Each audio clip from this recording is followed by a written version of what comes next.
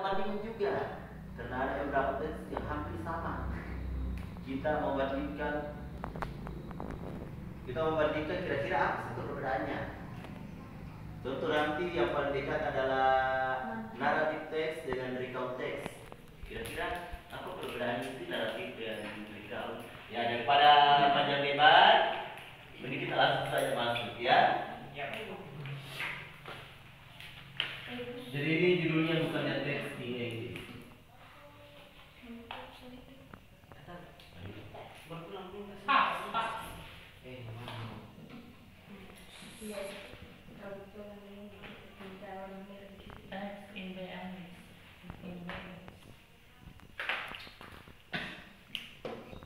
Sebenarnya pertama deskriptif, tapi saya bawa ke naratif dulu ya.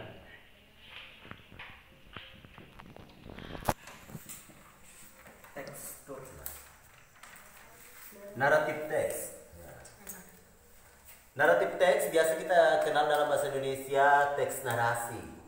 Ya. Jadi teks narasi ini atau teks naratif ini dia bercerita tentang sesuatu, lebih tepatnya sesuatu pada masa lalu, tapi dia ceritanya ini adalah cerita fiktif. Contoh fiktif? Nyata. Apa? Nyata. Fiktif. Ya, fiktif itu cerita hayalan. Jadi dia biasanya seperti dongeng, legenda dan sebagainya. Jadi itu teks naratif.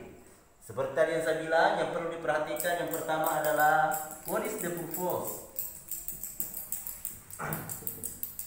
Purpose ada lagi kata lainnya,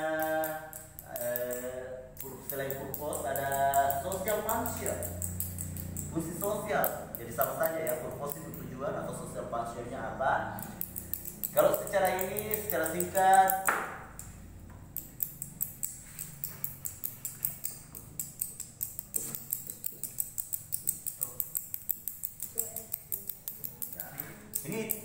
ini huruf N ya. To entertain the readers.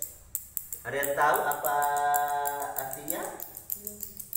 Apa itu entertain? Entertainment. Hiburan ya, berarti menghibur. Reader dan kata read apa read? Membaca. Membaca, berarti readers membaca, para pembaca. Jadi tujuannya ini naratif teks adalah to entertain the readers atau untuk menghibur pembacanya. Makanya biasanya kalau kita selesai membaca sebuah cerpen misalnya atau novel, kita akan merasa merasa terhibur atau mungkin baper ya, ikut terbawa ke dalam cerita. Makanya itu adalah memang fungsinya teks ini. Jadi memang fungsinya dia untuk menghibur pembacanya. Jadi setelah ini tidak tambah pusingnya kalau setelah membaca ini. Ada biasa teks setelah kita baca kalau pusing juga berpikir. Kalau ini tidak, jadi dia semacam cerita saja ya. Dari teks naratif ini juga banyak yang diangkat kemudian ke dalam sebuah film atau sebuah sinetron. Selanjutnya ada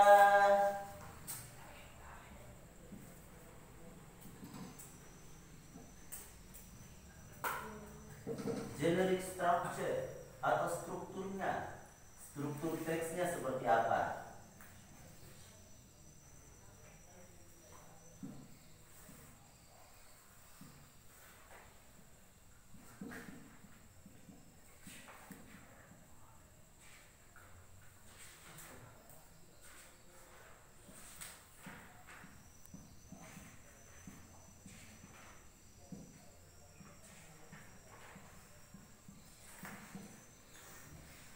Jadi struktur teksnya itu dia terdiri dari 3. Yang pertama orientation.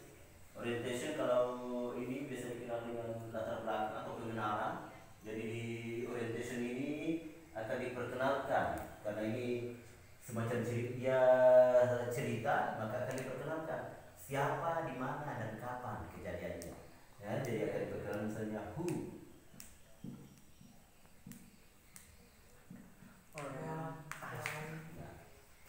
Who, when, dan where. Who di sini yang dimaksud adalah pemeran, biasanya pemeran utamanya. Ya. Jadi di orientation itu akan kita ketahuan siapa sih pemeran utama dalam cerita ini. Selanjutnya, kapan kejadiannya? Meskipun kalau misalnya dia ceritanya cerita misalnya legenda atau dongeng, maka kejadiannya itu akan disebutkan saja pada masa lampau.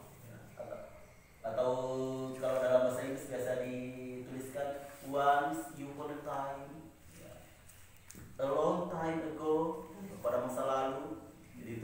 Jadi tidak jelas karena ini cerita kan tidak pernah terjadi, cuma dikarang saja. Maka kapan kejadiannya otomatis tidak ada ya. Makanya diindikan saja seperti itu pada masa lalu atau pada suatu saat. Kemudian where di mana atau tempatnya, tempat kejadiannya di mana. Ya, ini bisa saja menggunakan tempat yang sebenarnya, maksudnya tempat yang sebenarnya ceritanya di Sabuleto atau Patulana, bisa. Ya, hanya saja isinya fiksi. Bisa juga menggunakan tempat karangan juga. Ya. Dia menyebutkan sebuah tempat yang sebenarnya tidak ada di bumi ini. Ya. Misalnya kalau kalian pecinta film, ada film-film berapa kata seperti film Batman itu, dia di kota Godam. Kalian cari di kota, tidak ada kota Godam di dunia ya. Jadi itu fiksi juga tempatnya. Ya, jadi kalau punya tempat bisa fiksi, bisa juga tempat yang sebenarnya hanya ceritanya yang fiksi. Kemudian complication komplit atau isi ceritanya seperti apa? Karena biasanya kalau dia cerita seperti cerpen atau novel pasti akan ada di dalam konfliknya ya, akan ada masalahnya